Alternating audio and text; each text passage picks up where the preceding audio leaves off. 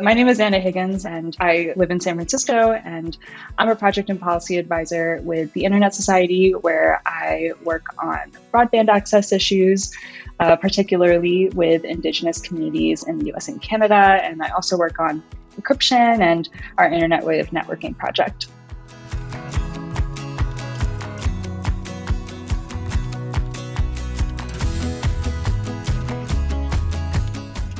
The short answer is I am part of this pipeline that starts with Dr. Christopher Lee at the University of Virginia and ends with people who end up doing broadband policy.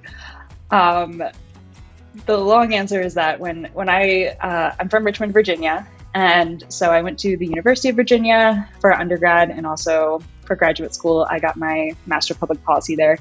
And when I was in high school, I watched The Newsroom a lot on HBO, and I decided journalism was for me. That was my future career.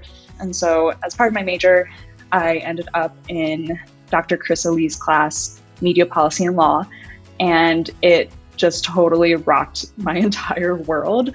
I had never thought about the really intricate policies that underlied the way that I understood my world. Things from ratings on TV shows and ratings in movies to the fact that I even had broadband access pretty much my entire life. These were all things I just had never considered and took for granted. And so to be in that class and learn about all of the media and policy issues was extremely eye-opening to me. And I thought it was so insane that I had never thought about it. And one of the things that struck me the most about that class was that I had never even considered the fact that some people didn't have broadband and that would be an issue. I had always grown up in the suburbs of cities, the suburbs of Philadelphia and the suburbs of Richmond. Broadband was never a problem for me. I was extremely online growing up. I never thought about how it really shaped my personality and the way that I saw my world and the opportunities that I had. I was able to do all this research for school and, be a really good student, but all of that was thanks to the broadband access that I had and the fact that it was affordable for my family. And so I never thought about how my life would be without it. And my world was totally rocked by Chris Lee. And I decided, this is actually what I want to focus more on. It's kind of more of a bigger picture way of understanding the world beyond what I wanted with journalism. I think with journalism, I really wanted to be part of the way that people understood their world. And I think that this is a higher level way of doing that.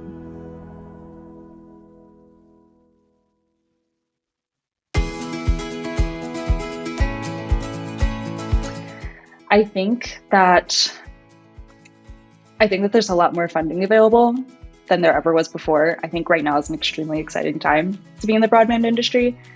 And I also think that broadband is a much sexier policy topic than it's ever been before. I mean, I remember even being in college, I only graduated from undergrad in 2018, and I graduated from grad school in 2019.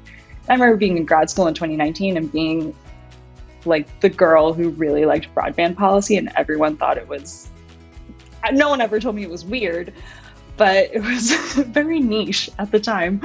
And it just wasn't very popular, but now it's so talked about. And I think that the broadband industry has done a really good job of demonstrating the way that broadband underpins a lot of other policy issues, especially with COVID. So I think that the funding opportunities that are available right now and the opportunities to, get spectrum, that is fantastic. And I'm really excited to see that broadband is having its day in the sun as a really important policy topic. I'm, of course, sad about what it took to get to this point. No one's happy about COVID, period. But I am really excited that it's, being talked about, first of all, and I'm really excited about the funding, and I'm really excited about some of the things that I'm seeing in terms of set-asides for tribal communities. I'm really excited to see a lot of movement at the state level and at the federal level for community networks specifically, making sure that cities and communities can build out their own networks. I think that is really impressive, and I'm really excited to see that.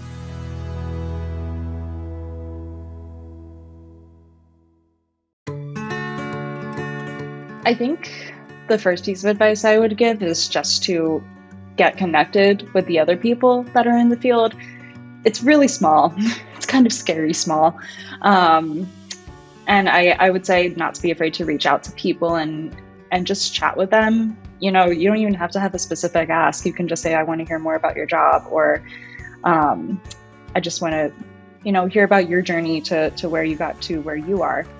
I think, when I think about it, all of the internships and jobs that I have gotten in this field, I don't know if I formally applied for them. I think it was just knowing people, and I think it was mostly just through the network that I had and the connections that I made that I was able to get the opportunities that I got. And so I would definitely say talk to people, and especially in a field that, there's not a ton of history, I would say, not compared to, education policy or something where that's going to go all the way back in terms of history.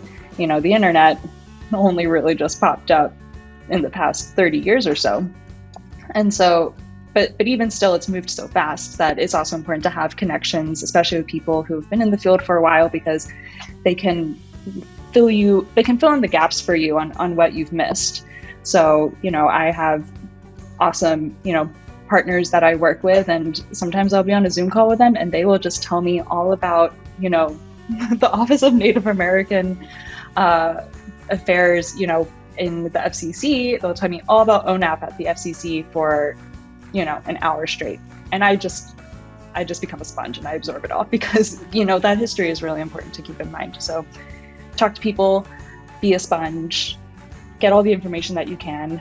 And if you're a student, especially, talk to everyone you can. I think people are always happy to talk to students. And I would also say, being a woman in this industry, it's been really important for me to reach out to other women, especially women who are in jobs that I would love to see myself in someday, or I would love to see my career get to a place where I'm doing something like them.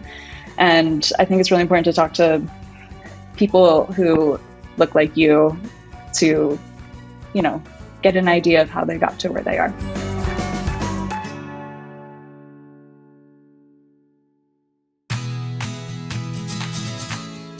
I think something that really took me by surprise was how prevalent and how true the idea of the Washington elite is, and the kind of policy elite, because broadband is an issue that affects everybody.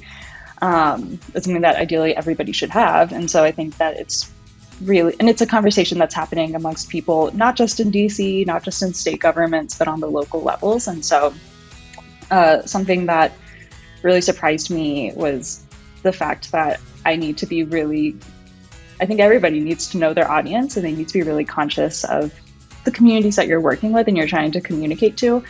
I have a very specific instance where one time when I was 23, I was fresh out of graduate school. I just started working for ISAC. I had my very first speaking opportunity at a broadband conference in rural Maine, and I was so nervous about it because it was my first speaking opportunity. I was traveling for work by myself, making these connections and all that. And so I, wanted to look my best. So I packed a little tweed dress and black blazer and pumps, and I put them on, and I have face of makeup on. I'm ready to go. And I get to this conference and everyone's in jeans and sweatshirts and sneakers. And I felt so out of place. I felt so yucky, honestly, because I work from home. I worked from home before the pandemic. And so being in sweatpants and that was the thing to me, that was the normal thing to me. Being in, blazers and suits, that felt foreign to me as well. And so I feel like I didn't know my audience in that moment. I really wanted to look my best like professionally and come off as much of a professional as possible. But I think that it made me feel actually more insecure in the long run. I felt like I looked like a stick up my butt policy person from DC, which, like, to a degree, yeah, I was. But it's important to expand your mind beyond the Beltway, I would say, and be really conscious of the people that you're working with and know your audience.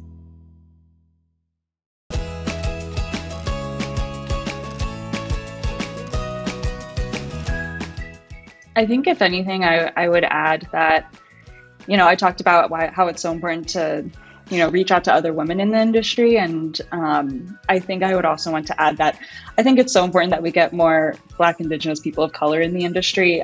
In my job, I work a lot with Indigenous communities, and I really wish I saw more people like that, in the kind of more upper echelons of broadband policy, at the federal level. And I'm, having people like Deb Haaland be the Secretary of Interior, that makes me really hopeful. But I wish I saw more people like that in this field. And I'm hopeful that in the next few years, more people are going to join. And I, hope that in the same way that other women have kind of lifted me up into the place where I am, that, we as a whole field can do that for other marginalized communities.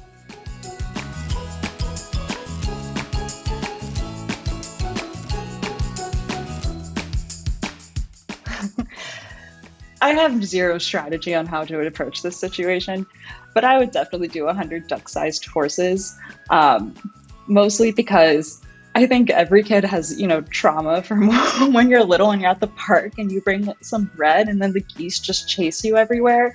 I could not do one giant duck. That's too scary. I'd rather do 100 duck-sized horses any day.